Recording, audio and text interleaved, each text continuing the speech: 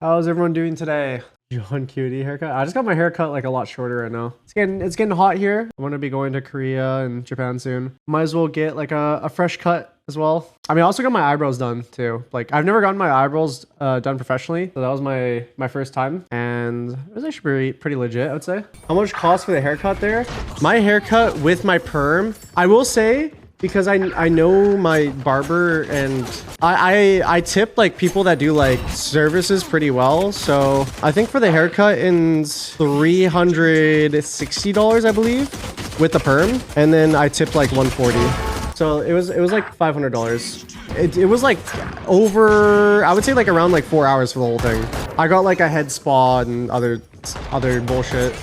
Bro, that shit is expensive. Oh, I couldn't shoot the fucking orb. What even is like number one? Oh, it's not even that much anymore. Bro, people used to go for like in like the 1K points for the highest rank. Yeah, no, it was like this kind of shit.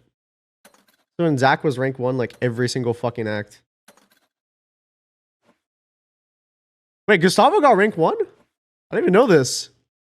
He was fucking grinding. Yeah, Zach's just been there.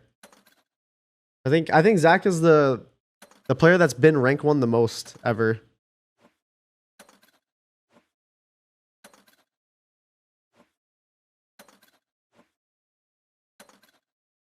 You need to get one? I don't really want to. I don't know if I ever got it with like this new act system. When this like leaderboard thing came out, I don't think I like ever like really grinded for it, because I would just play a lot on stream. I barely played the game compared to like a lot of other people, because everyone has like near fucking like triple digits and I'm just like hovering in mid double digit. My earphones, Moondrop Blessing 3s. I looked up your earphones are like 323 USD. Yeah, these ones are quite hefty. If you want to see something like even more absurd, in here are my custom in-ears. I don't use them because I like to like take them out. Like if I wanted to go to LANs and stuff, these would be fucking OP. But these ones fill my ears so much, I can't hear any outside noise. So if Kaide tries talking to me from downstairs, I won't be able to hear her. So noise cancellation is too good.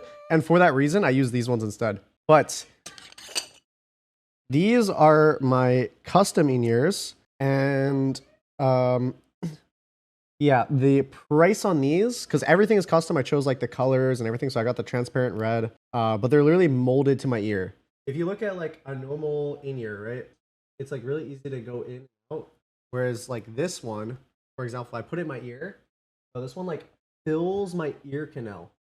Like it literally fills my ear canal. It's insane. And I can't hear anything. And then taking it out is like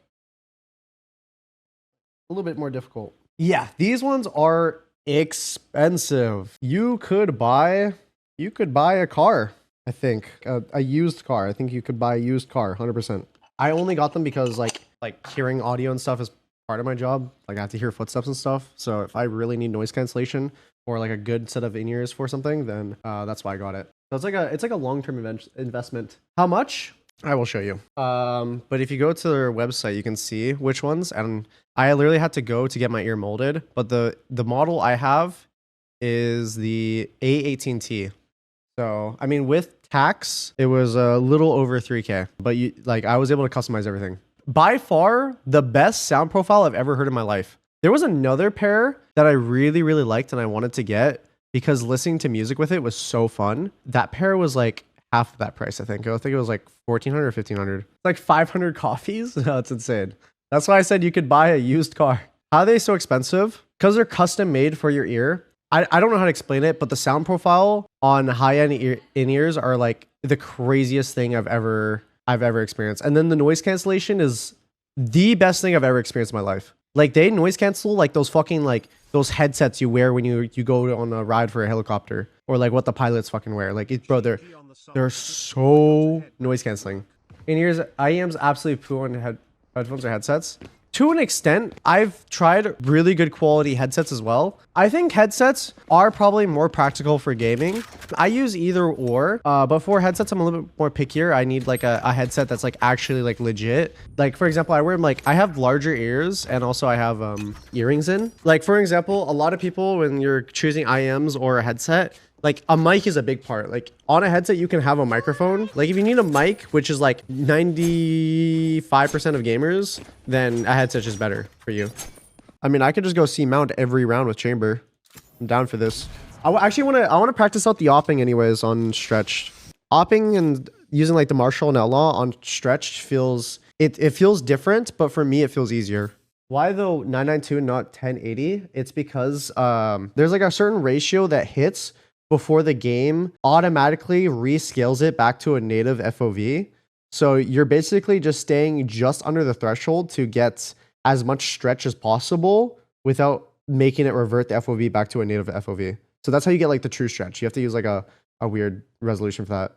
Yeah, divide any res you want by 1.45. Yeah, so it's something like that. It has to be like under a certain ratio, not over though. So for an example, because 1440 by 1080 would be over the ratio, it wouldn't work. Instead would just go back to a native resolution.